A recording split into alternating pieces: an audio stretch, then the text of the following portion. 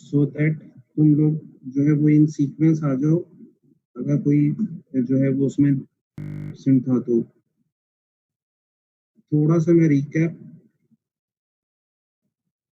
करते हुए then I will proceed from where we ended last lecture. Basically casting का chapter हम जो है वो कर रहे हैं। कास्टिंग की डेफिनेशन क्या होती है वो तुम लोगों को पता होनी चाहिए, इम्पोर्टेंट है, and can be asked in your exam और you can be asked in your BCQs। Basically हम अपने वैक्स पैटर्न को बनाने के बाद थ्रू अ प्रोसेस उसको कन्वर्ट करते हैं इनटू अ मेटल एलॉय। यानी जो हमारे पास वैक्स फॉर्म में होता है पैटर्न, जो हमने आइदर बाय डायरेक्ट पैटर्न बनाया या बाय इनडायरेक्ट टेक्निक बनाया, दोनों में से किसी भी फॉर्म में बनाया, उसको बाद में हम through a process known as casting which comprises of different steps, उनको फॉलो करते हुए हम अपने वैक्स पैटर्न को फाइनली कन्वर्ट कर देते हैं into a metallic alloy cast material. So इस प्रोसेस को हमने नाम दिया है जिसको हम कह रहे हैं कास्टिंग, जिसमें हम वैक्स पैटर्न को कन्वर्ट कर रहे हैं इनटू एन मेटेलिक एलॉय। इसका ये प्रोसेस है। इसमें हमारे पास, मैं एरो पॉइंटर से तुम लोगों को बताऊंगा कि हमारे पास पहले वैक्स पैटर्न था, उसको हमने माउंट करा स्क्रू के ऊपर, देन हमने उसको स्लरी बेस्ड एक हमारे पास लुब्रिकेटिंग सॉल्यूशन है वो अप्लाई करा on the surface of the wax pattern and the rod like material that is screw, और फिर उसके बाद हमने उसको इन्वेस्ट कर दिया inside the investment material. After investing हमने वहां से वैक्स पैटर्न रिमूव कराया बाय बर्निंग आउट और bye melting out that wax. उसके बाद जब हमने वहां से वैक्स रिमूव कर तो अब हमें हमारे पास एक खाली जगह रह जाएगी जहां पहले वैक्स था। उस खाली जगह को अब हम फिल करेंगे with the molten alloy through process of casting, और फिर एग्जैक्टली हमारे पास उसी शक्ल का जो है वो मेटेलिक फॉर्म में कास्ट मटेरियल आ जाएगा, फॉर्म में हमने पहले वैक्स पैटर्न को रखा था। After the process of casting जब हम कंप्लीट कर लेंगे, उसके बाद हम अपने कास्ट मटेरियल को जब बाहर निकालेंगे तो उसको बाहर कैसे निकालेंगे, हम अपने जो इन्वेस्टमेंट मटेरियल को डाइवेस्टमेंट करेंगे। यानी पहले हमने एनवेलपिंग करी थी ऑफ द इन्वेस्टमेंट मटेरियल, उसके बाद हम जब कास्टिंग का प्रोसीजर पूरा फॉलो कर लेंगे तो आफ्टर दैट कास्ट मटेरियल को we will going to take out by divesting the material of the cast, in which हम करेंगे, हम ब्रोक डाउन करेंगे इन्वेस्टमेंट मटेरियल को, and after breaking down that investment material we will going to take out our cast material.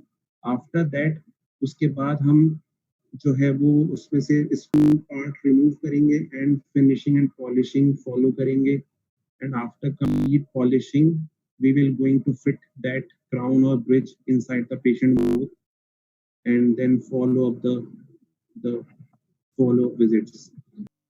Now इसमें वही procedure जो वर्ली मैंने तुम लोगों से डिस्कस करा है लिखा हुआ आ रहा है कि हमने पहले वैक्स पैटर्न बनाया either for a single tooth replacement or for multiple teeth replacement। अगर सिंगल टूथ रिप्लेसमेंट था तो हम डाई के ऊपर बनाएंगे, और अगर मल्टीपल टीथ की रिप्लेसमेंट थी तो हम मॉडल के ऊपर बनाएंगे, और उसको हम जो है वो क्राउन नहीं कहेंगे, crown is a single tooth replacement, and for multiple teeth replacement we will going to use a term is bridge. और उस वैक्स पैटर्न को फिर हम स्क्रू के साथ अटैच करेंगे। After attaching that with the screw, screw भी basically wax का ही बना हुआ होगा, जैसे वैक्स पैटर्न वैक्स का बना हुआ होगा, सो स्क्रू भी वैक्स का बना हुआ होगा। हम उसको हम थोड़ा सा मेल्ट करके स्क्रू रॉड लाइक जो हमारे पास वैक्स का होगा उसको अटैच कर देंगे with the wax pattern. After attaching उसके बाद हम स्क्रू को अटैच करेंगे with the screw base, and then follow the procedure like उसके बाद हम कास्टिंग रिंग प्लेस करेंगे. Before placing the casting ring liner place करेंगे inside the casting ring and then place the casting ring with the ring liner over the screw base or the crucible former. After that we will going to mix the liquid powder of the investment material, pour करेंगे until हमारा पूरा wax pattern cover हो जाए, उसमें बरी up हो जाए. और उसके बाद हम उसको सेट होने का वेट करेंगे. जब कंप्लीटली सेट हो जाएगा हमारा investment material, then we will going to do the process of loss wax technique. वहां से वैक्स रिमूव कराएंगे. आगे फर्दर मैं प्रोसीजर को बताऊंगा. यहाँ पर पहले हम ये डिस्कस कर लेते हैं कि what are the indications for the process of casting. मतलब हमें कास्टिंग का प्रोसेस करने की जरूरत कब पड़ेगी या यूजेस क्या होंगे for the purpose of casting. तो ये हमारे पास ये सारे जो नाम आ रहे हैं, these are all the restorations which we will going to made by the process of casting. यानी कि हम फुल क्राउन कास्ट फॉर्म करेंगे तो उसमें भी हमें कास्टिंग का प्रोसेस फॉलो करना पड़ेगा. Porcelain fused to metal crowns, partial denture bases, inlays, all ceramic crowns, complete denture bases.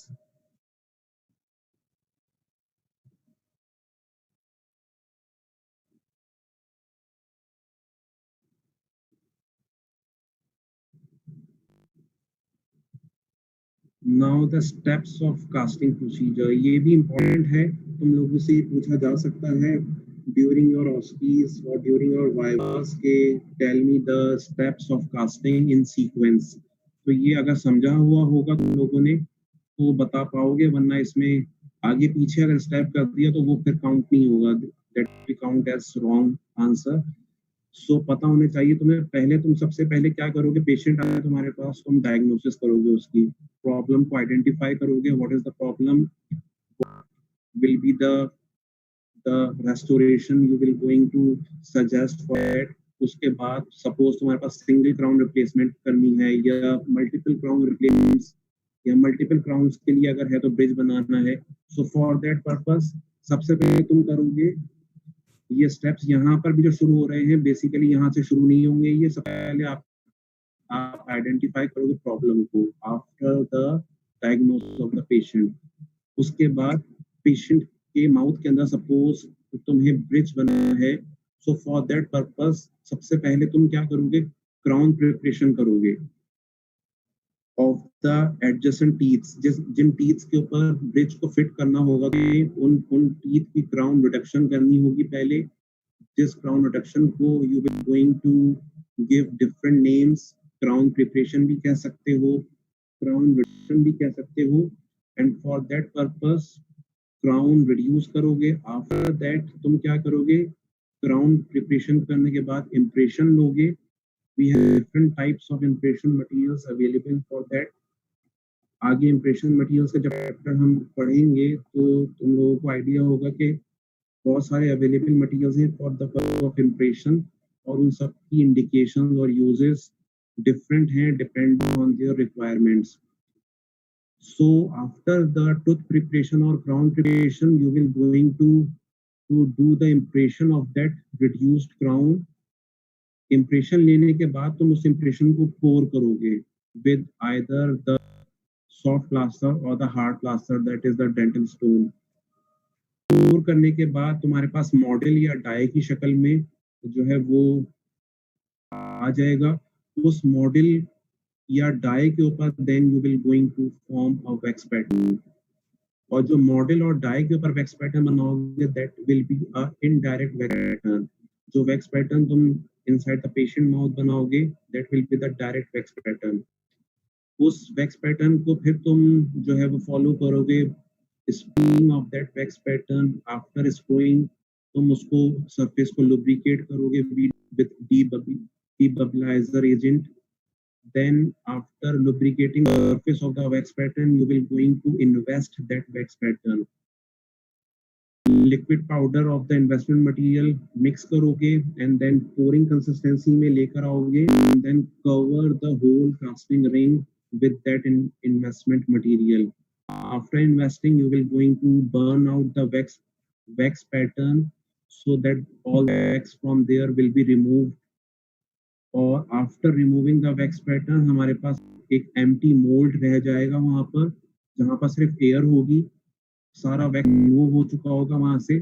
अब उस एम्प्टी मोल्ड या जो एम्प्टी स्पेस हमारे पास आ जाएगी,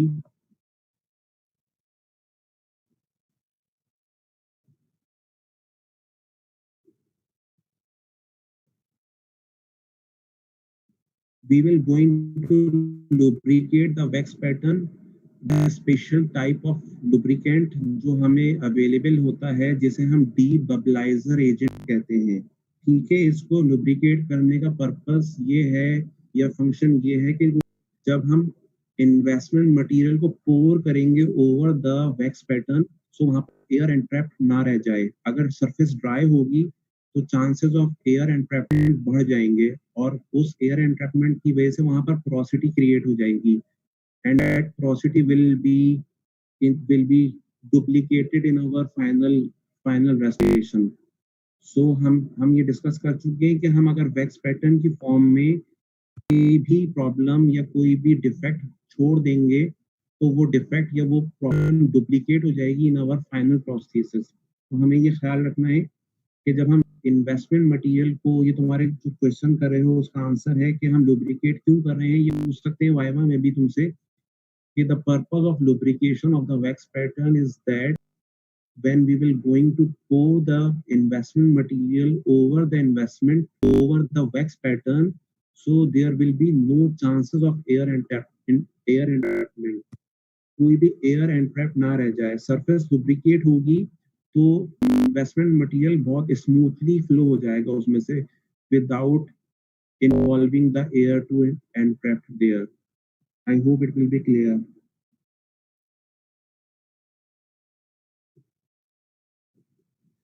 सो आफ्टर दैट जब हम वैक्स बर्न आउट कर देंगे,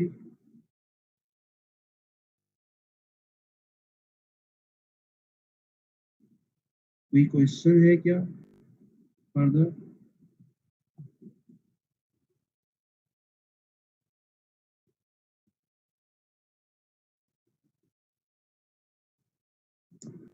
फर्दर अगर क्वेश्चन आ रहा हो तो एंड के लिए रखो, एंड के 10 मिनट हम क्वेश्चन आंसर सेशन जो है वो करके, तुम्हारी अगर कोई डिफिकल्टी होगी तो वो क्लियर हो जाएगी।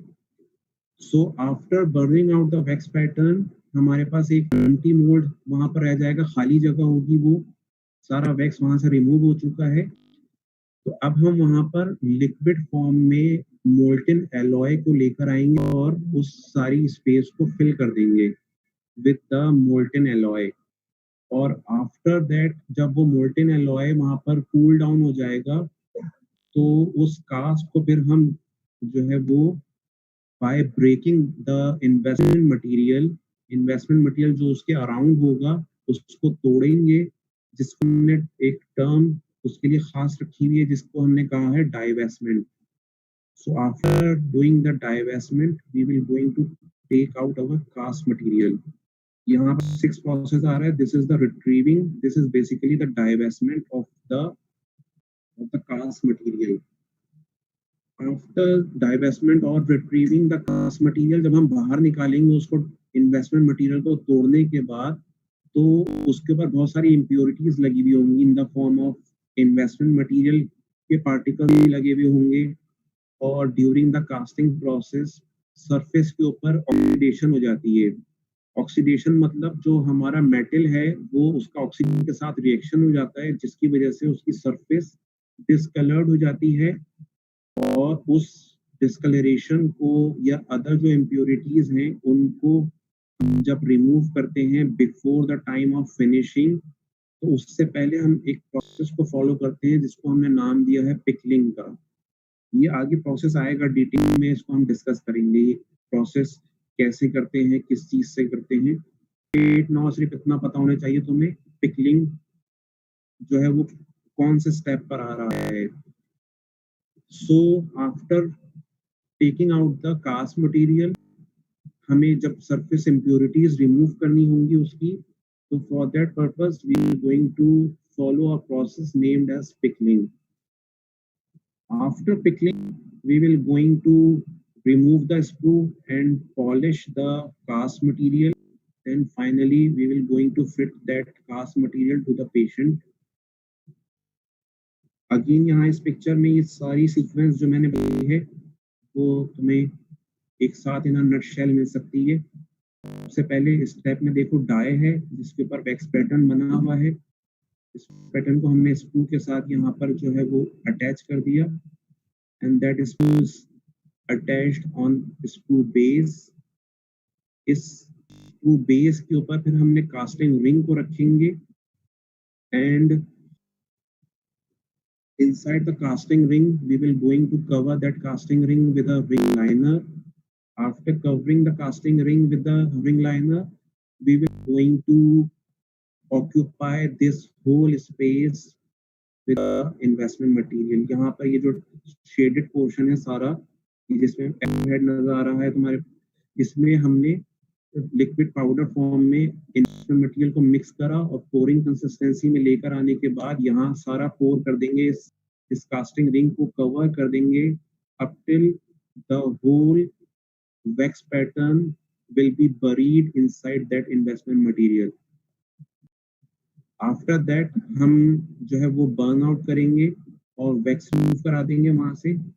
वैक्स रिमूव जो होगा वो उसको रिमूव करने के लिए हमारे पास सिर्फ एक ही पैसेज है यहाँ पर, that is the screw area.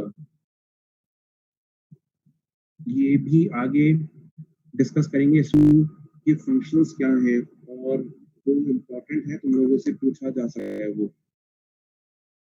So after that, removing the wax pattern there, we will going to do the casting. In casting, we will going to pour the alloy in the molten form inside that empty mold, or up till that empty mold will be fully covered, और वहाँ पे कोई space खाली ना रह जाए, क्योंकि अगर स्पेस खाली रह गई तो इनकम्प्लीट कास्टिंग होगी वहां पर, और वो फिर डिफेक्ट के अंदर काउंट होगा, वो हमारा प्रोसेस जो है वो फाइनली वर्किंग फॉर्म में नहीं आ सकेगा। After the process of casting, उसके बाद हम ब्रेक डाउन करेंगे उस कास्ट, यहाँ पर देखो break down casting from the investment material. उसके बाद जब हम निकालेंगे तो यहाँ पर ये डार्क फॉर्म में है, डार्क कलर में है, क्योंकि इसकी ऑक्सीडेशन हुई भी होगी और सरफेस कलरेशन हुआ होगा due to oxidation reaction of that alloy with the oxygen. So for that purpose we will going to do the process of pickling of that cast material. Pickling में हम diluted acid के अंदर अपने cast material को dip करेंगे और उसको boil करेंगे। आगे हम इस process को further detail में discuss करेंगे। Up till now इतना पता होना चाहिए तुम लोगों को। Then we will going to remove that screw part from the material.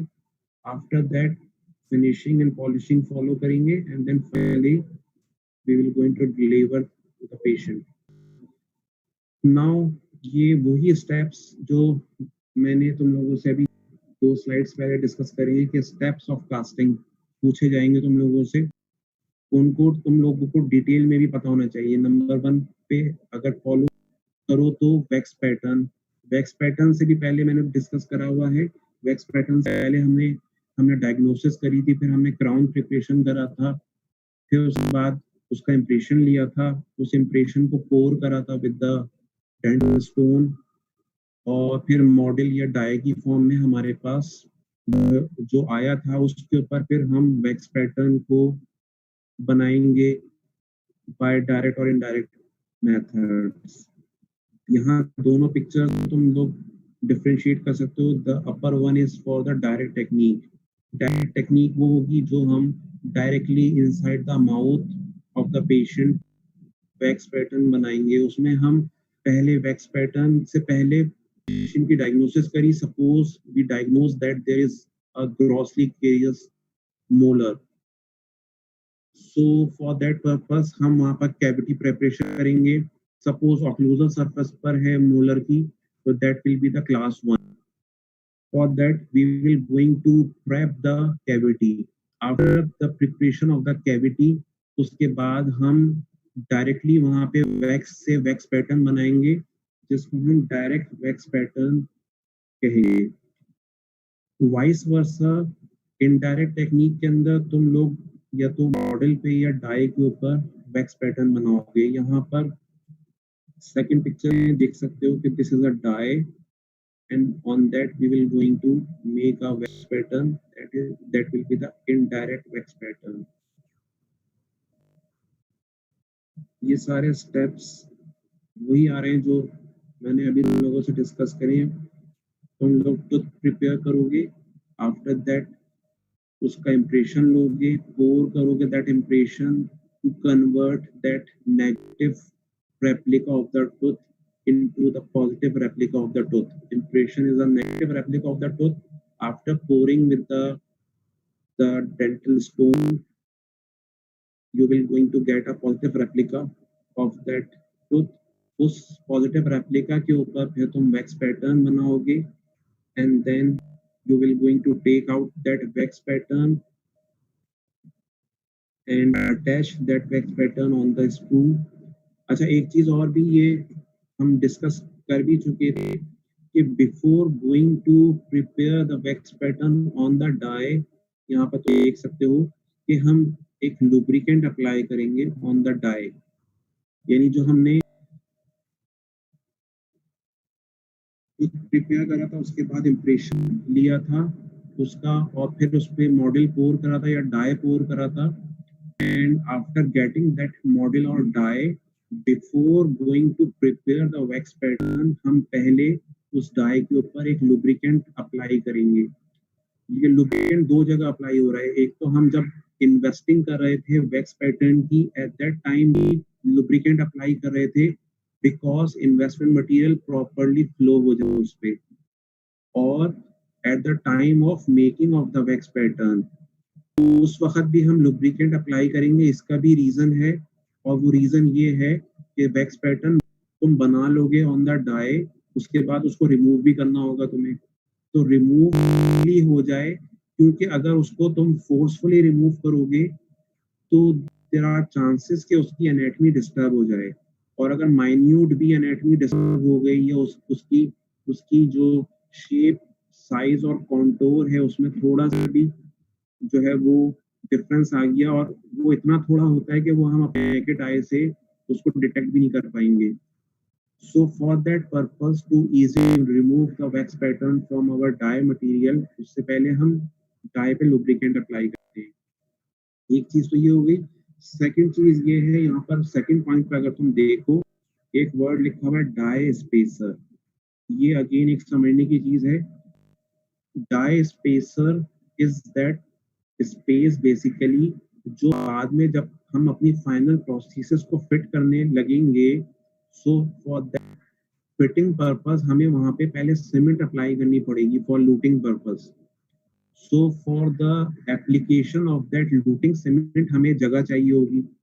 अगर हम at the time of making of wax pattern वो जगह नहीं छोड़ेंगे, तो वो जगह हमें फाइनल प्रोसेसेस में भी नहीं मिलेगी।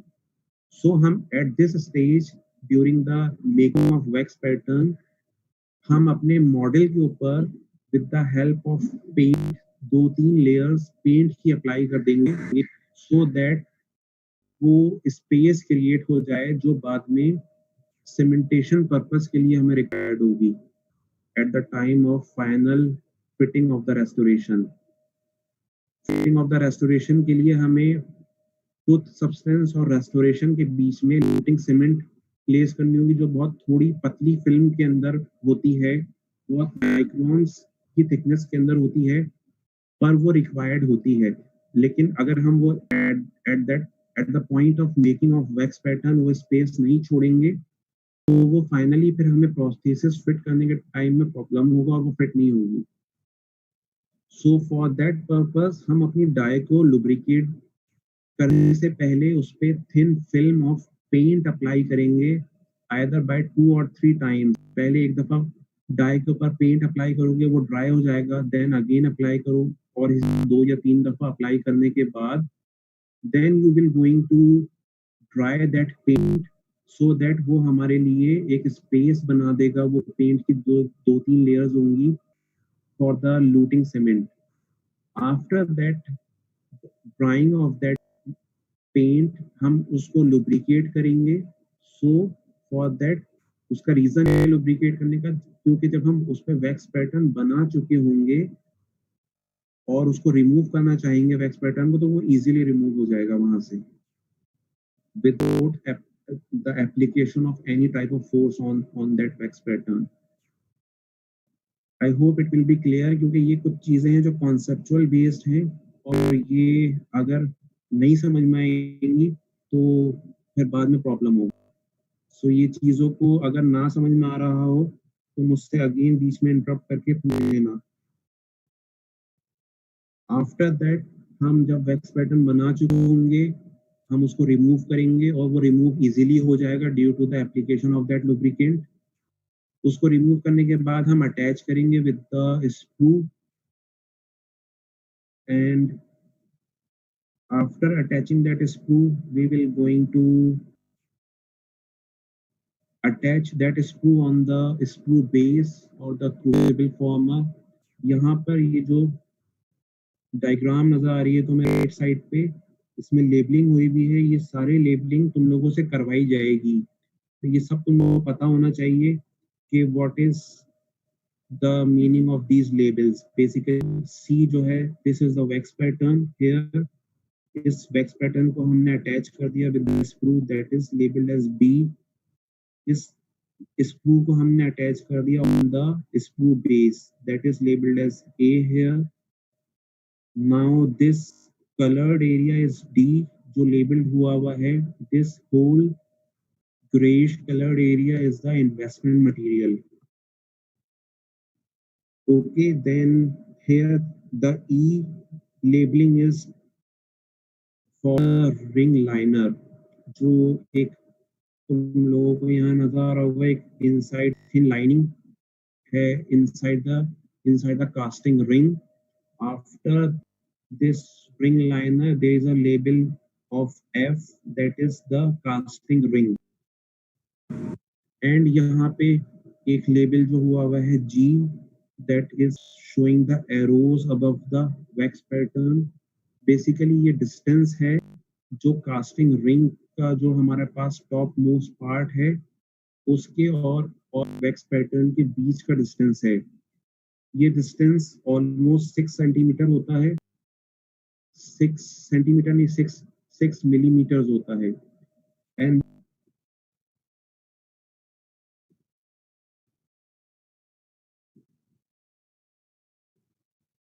D is the investment material.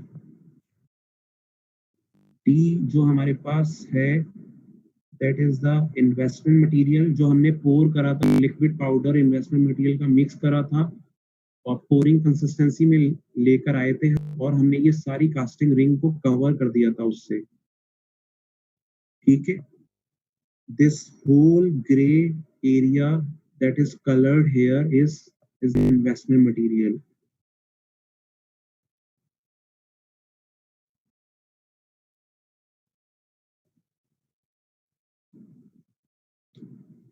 सो हम जी पर थे। जी हमारे पास ये एरो हेड से शो हो रहा है तुम्हें कि ये स्पेस या एरिया है जो हमारे top most part of the casting ring and the wax pattern, जहां हमारा वैक्स पैटर्न खत्म हुआ है उसके बाद जहां कास्टिंग रिंग खत्म हो रही है उसके बीच का जो एरिया है, इसको हमने लेबल करा है एज जी।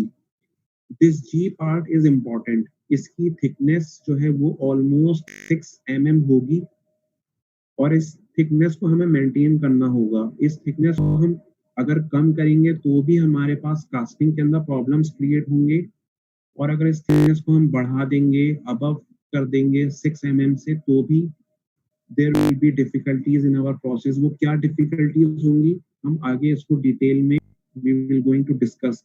कम कर, अगर इस डिस्टेंस को हमने 6 mm से कम कर दिया तो क्या ड्रॉबैक्स हो सकते हैं, और अगर बढ़ा दिया तो अगेन क्या ड्रॉबैक्स हो सकते हैं।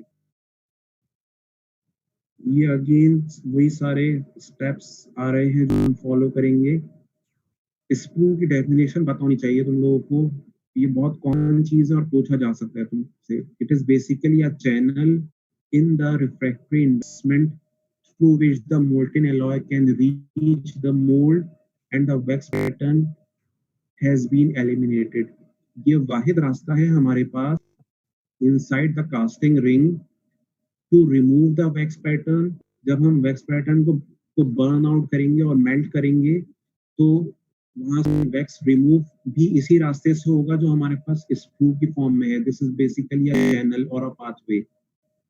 और उसके बाद जब हम मोल्टेन एलॉय को उस एम्प्टी मोल्ड के अंदर लेकर आएंगे जहां से वैक्स रिमूव हो चुका है, तो अगेन हमारे पास उस मोल्टेन एलॉय को इस एरिया में लाने का यही वाहिद रास्ता है जो स्क्रू का है। तो ये दो फंक्शन तो स्क्रू के ये हो गए हमारे पास। ओवरऑल हमारे पास 4 फंक्शन होते हैं स्क्रू के। 2 फंक्शंस तो ये हो गए बेसिकली कि हम सारा वैक्स जो रिमूव करेंगे बाय बर्निंग आउट, कहाँ से रिमूव होगा? Through the screw area.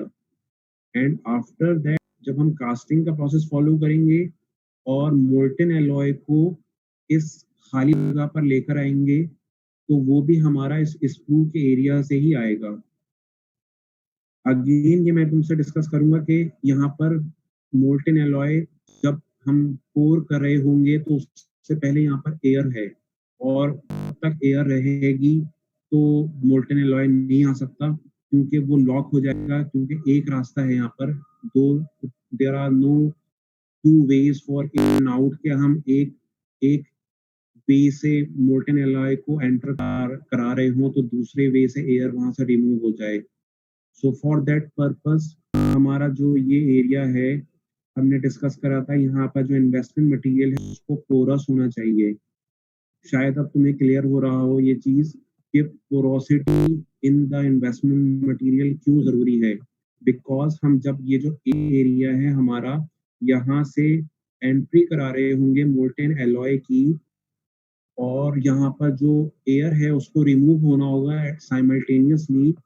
वो एयर रिमूव होगी इस एरिया से और अगर इस एरिया पे थिकनेस ज्यादा होगी एज कंपेयर टू 6 mm तो भी porosity inside the investment material होने का फायदा रह नहीं पाएगा क्योंकि वो इतनी ज्यादा थिकनेस जो है वो हिंडर करेगी वहां से एयर रिमूवल को। दैट इज वाई ये एरिया की थिकनेस 6 mm जो हमने एक स्टैंडर्ड रखी है वो इम्पोर्टेंट है। Because if the thickness of this area will be increased more than 6 mm, although हमारा इन्वेस्टमेंट मटेरियल पोरस होगा लेकिन फिर भी ये 6 mm से ज्यादा थिकनेस होगी तो वो पोरोसिटी उसकी बेकार हो जाएगी और ये थिकनेस हिंडर करेगी for the removal of that air जो इनसाइड होगी in the empty mould here. और उस एयर को निकलना जरूरी है for the process of casting to completely follow।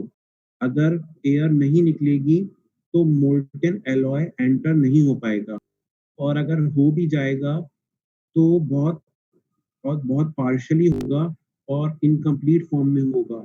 So again हमारा जो प्रोसेस ऑफ कास्टिंग है वो पूरा फेल हो जाएगा।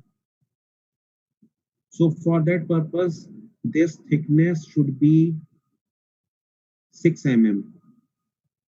और यहीं पर मैं तुम्हें बता देता हूँ, आगे तो हम डिटेल में डिस्कस करेंगे।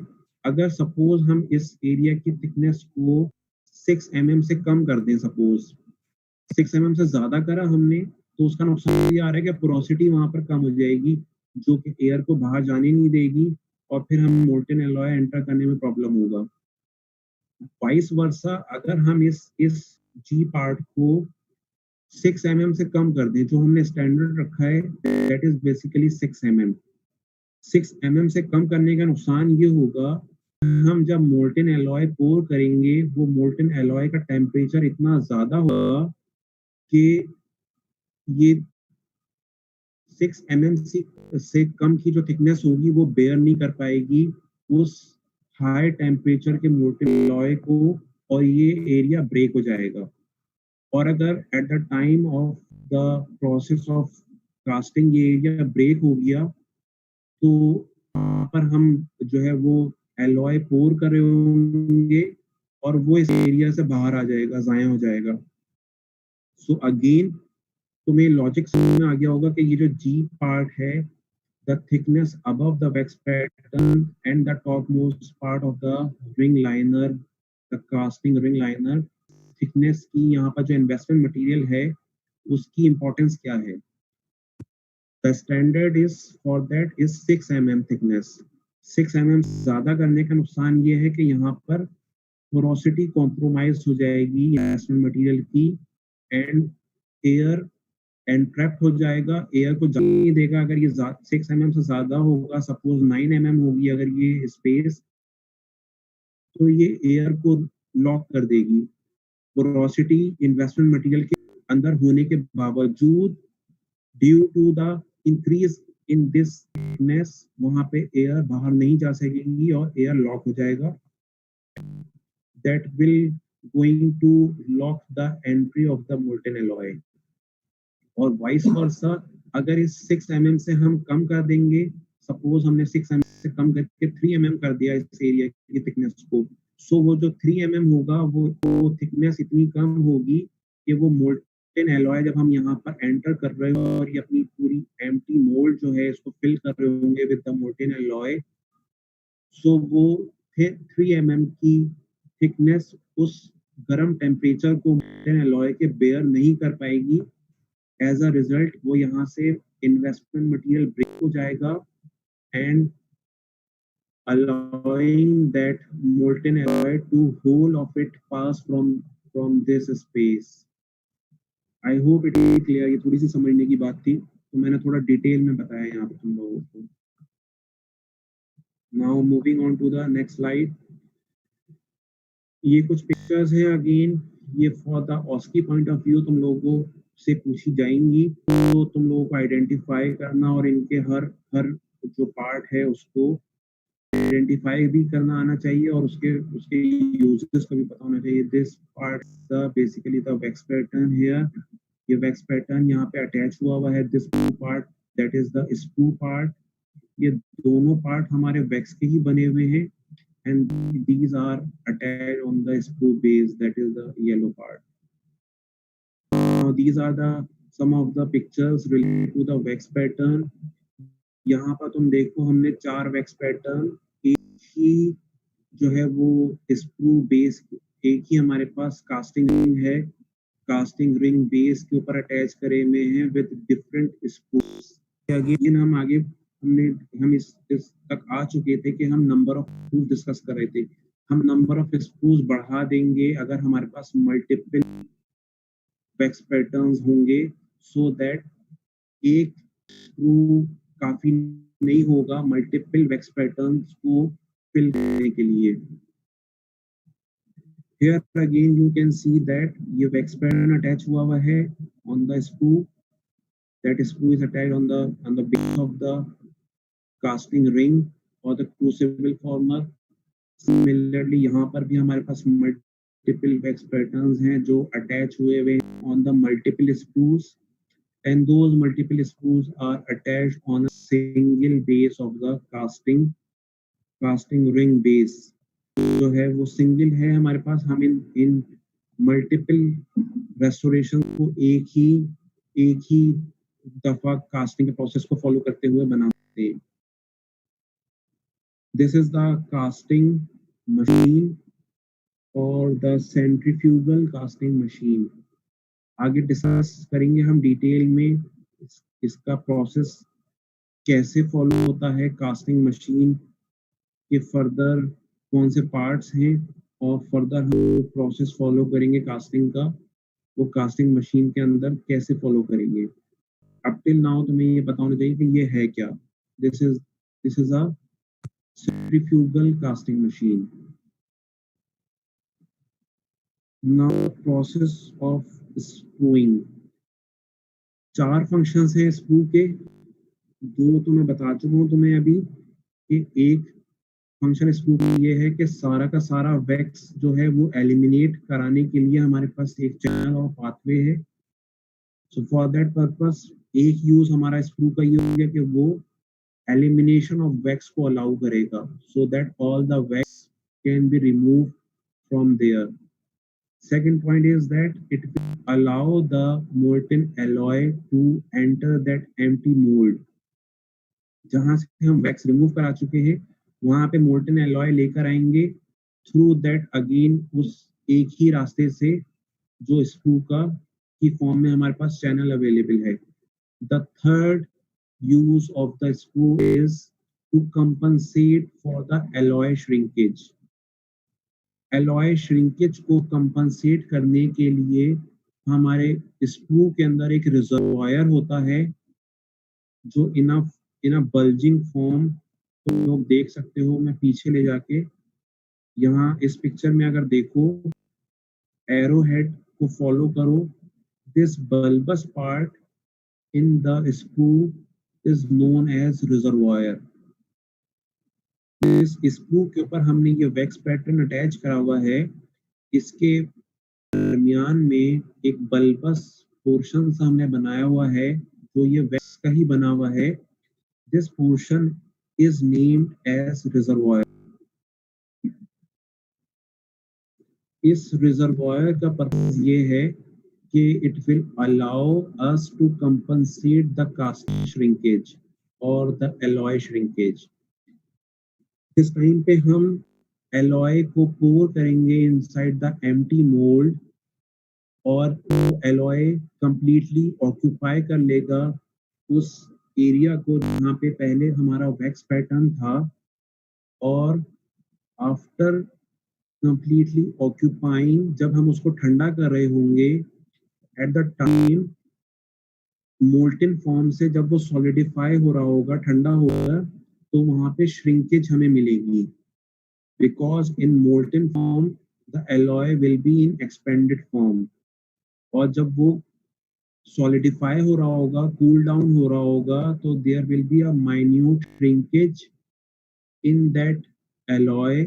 और उस श्रिंकेज को कंपनसेट करेंगे हम with the help of that reservoir, क्योंकि उस रिजर्वायर में ऑलरेडी मोल्टन एलॉय अवेलेबल होगा जो सक कर लेगा हमारा mould area in order to compensate that shrinkage. I repeat, मैं दोबारा दोहराता हूँ इस पॉइंट को.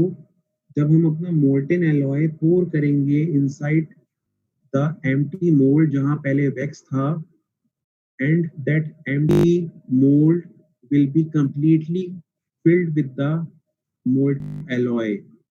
उसके बाद जब वो मोल्टन एलॉय ठंडा होगा, कूल डाउन होगा और सॉलिडिफाई हो रहा होगा, तो वो कॉन्ट्रैक्ट भी करेगा थोड़ा सा, और उस कॉन्ट्रैक्शन में श्रिंकेज होगी उस एलॉय की.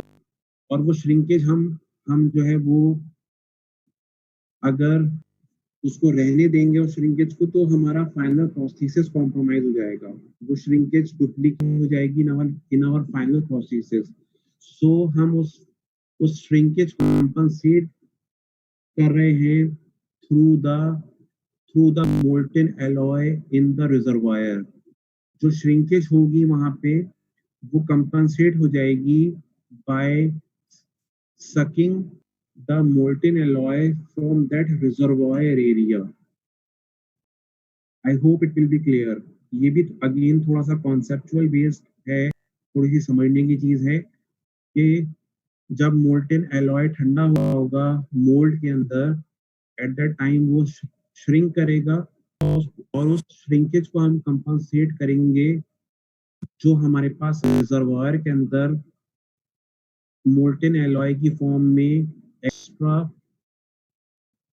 रखा हुआ होगा.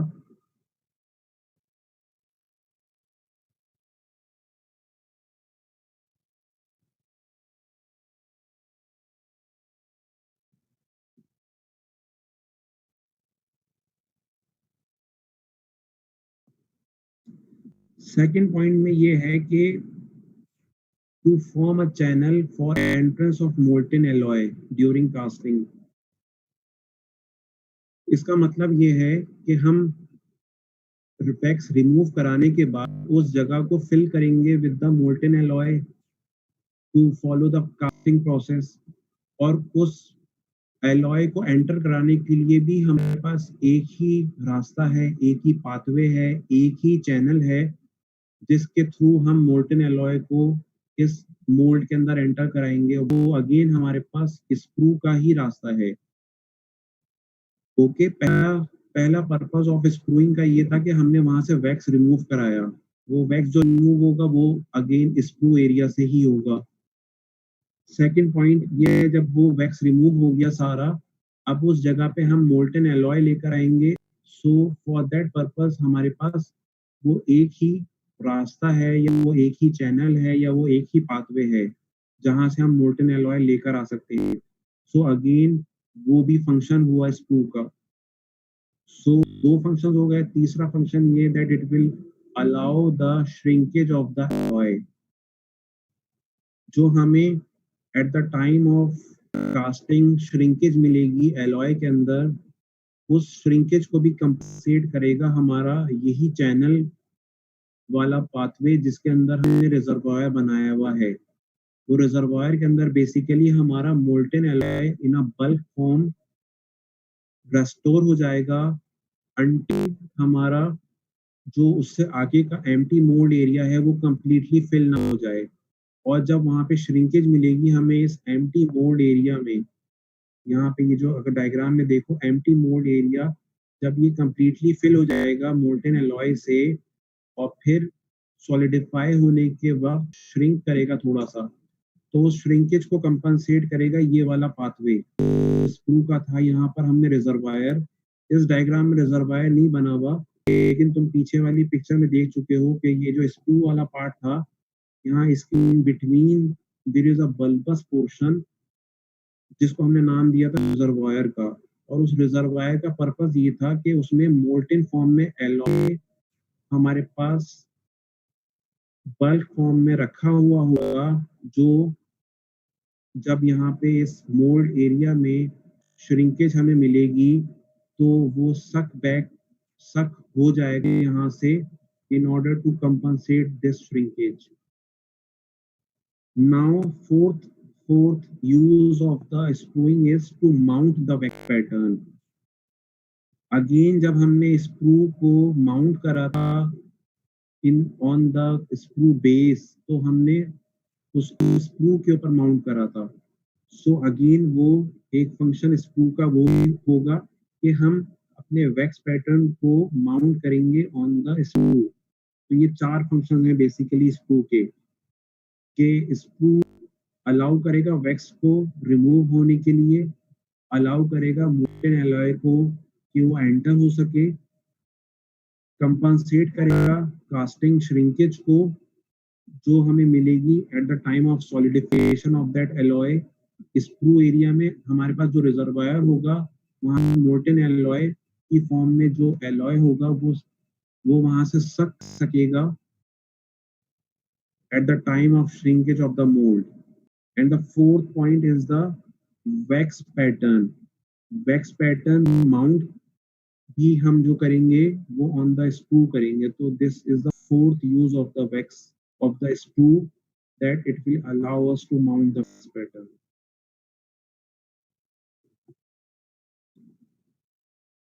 इस पिक्चर में तुम लोग देखो तो थोड़ा सा ये तुम्हें क्लियर हो कि हेयर हमारे पास there is a wax pattern, this is mounted on a screw।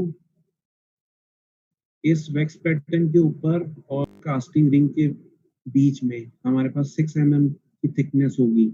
ये सारा जो व्हाइट पार्ट नजर आ रहा है यहाँ पर तुम्हें, ये कवर हो जाएगा with the investment material. Second picture में अगर देखो तो this is a wax pattern and it is attached with the screw. ये जो एरो है, this arrow is showing the area of attachment between the screw and the wax pattern। इस area की भी इंपॉर्टेंस है, और वो क्या इंपॉर्टेंस है वो आगे हम डिस्कस करेंगे। लेकिन यहाँ पे ये आइडेंटिफाई अगर तुमसे कहा जाए कि व्हाट इज दिस, तो ये तुमको पता होना चाहिए this is basically the point of attachment of screw on the wax pattern. Now the number of screws. ये पता होना चाहिए तुम लोगों को कि अगर हम सिंगल क्राउन बना रहे होंगे तो for that purpose we will going to use a single screw, और अगर हम मल्टीपल रेस्टोरेशंस या मल्टीपल टीथ को रिप्लेस कर रहे होंगे और सपोज ब्रिज बना रहे हों, so for that purpose we will going to use multiple screws.